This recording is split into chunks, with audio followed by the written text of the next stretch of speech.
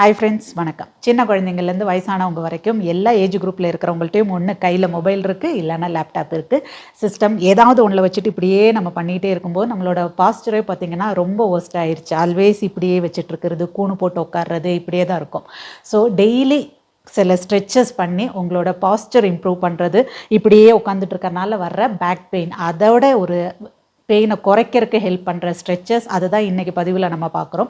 So daily perform பண்ணுங்கள் எல்லாருமே. ஏன்னா எல்லார் கையிலும் எப்படினாலும் பல மணி நேரங்களுக்கு இது ரெண்டில் ஏதாவது ஒன்று இருக்குங்கிறனால எல்லாருமே கண்டிப்பாக டெய்லி பண்ண வேண்டிய ஸ்ட்ரெச்சஸ் இது. சொல்கிற ஒரு சில பாயிண்ட்ஸை கடகடன்னு பார்த்துருவோம். நீங்கள் ஃபஸ்ட் டைம் வந்து வீடியோ பார்க்குறீங்கன்னா உங்களுக்கு பிடிச்சிருந்தனா ஒரு லைக் போட்டு போங்க, சப்ஸ்கிரைப் பண்ணியும் சப்போர்ட் பண்ணுங்கள். உங்கள் ஃப்ரெண்ட்ஸ் அண்ட் ஃபேமிலி கூட நிறைய ஷேர் பண்ணி விடுங்க.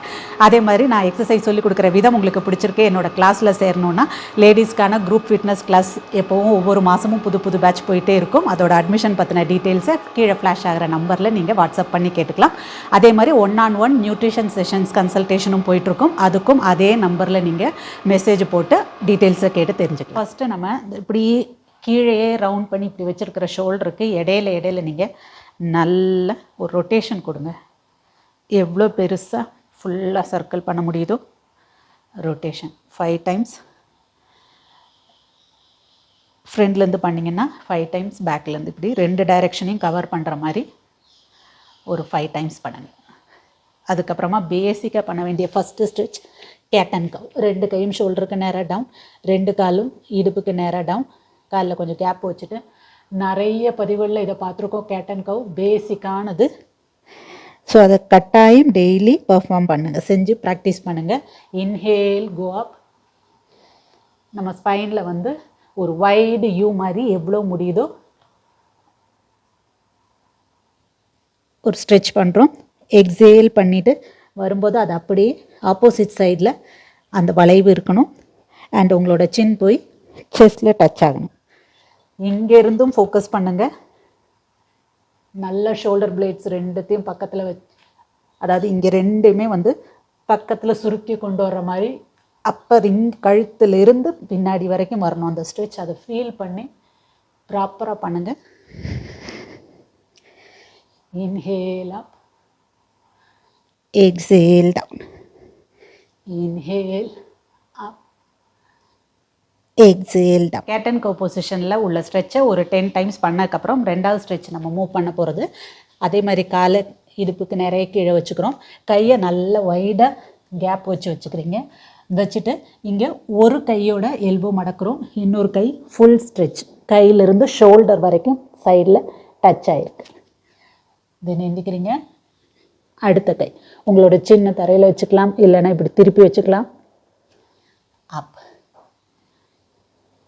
ஃபுல்லாக டவுன், நல்ல தரையில் அமுக்கி வைங்க. இந்த கை ஃபுல்லாக ஃப்ளோருக்கு அகெயின்ஸ்டாக ஒரு ப்ரெஷர் போடுறீங்க. ஃபுல் ஸ்ட்ரெச், அப், full stretch, up, full stretch, relax. மூணாவதாக நம்ம பார்க்க போகிறது இதே பொசிஷன்லேயே கேட் அண்ட் கவுக்கு இருந்த மாதிரியே இருக்கிறோம். இதிலிருந்து ஒரு கையை நல்லா உள்ளே விடுறீங்க. அகெயின் ஷோல்டர்லேருந்து கை விரல் வரைக்கும் ஃபுல்லாக கை கீழே இருக்குது.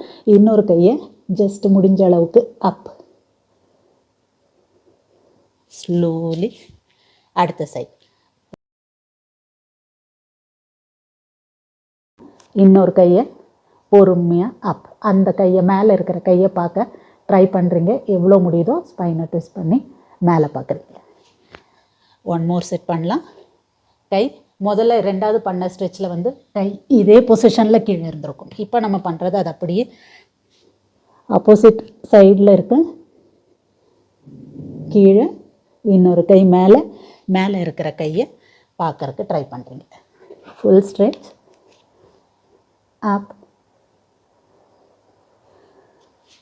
ரிலாக்ஸ். நாலாவதாக பண்ண போகிறது அகைன் இதுக்குமே இதே மாதிரி பொசிஷனில் இருந்துட்டு பப்பி போஸ் பண்ண போகிறோம். ஃபுல்லாக கையை நல்லா ஸ்ட்ரெச் பண்ணுங்கள், elbow மடங்காமல் full stretch.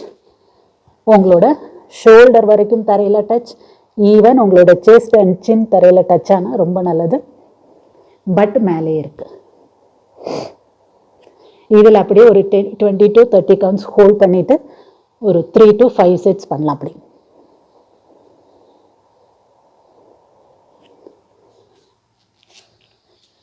Slowly relax. 4 stretch பார்த்தோம்.